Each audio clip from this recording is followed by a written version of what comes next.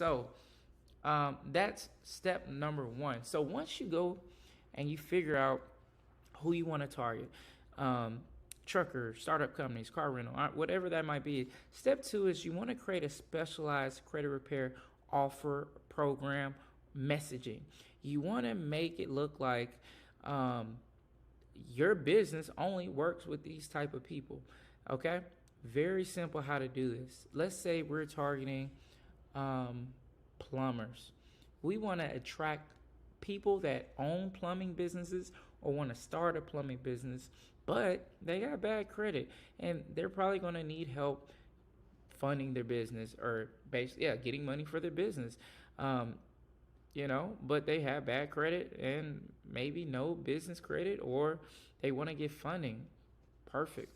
That's a perfect audience. So you go to ChatGPT, just type in create a list of names to call my program where I help plumbers with less than a perfect credit score fix their credit and get funding so they can get started so they can start to grow their business. It's going to come up with a whole bunch of names, well, 6 names. It doesn't matter which name you pick. Just pick a fucking name, okay? Pick a name, go create a logo, create a Facebook page, and everything with that name on it, okay? That's what you're going to want to do.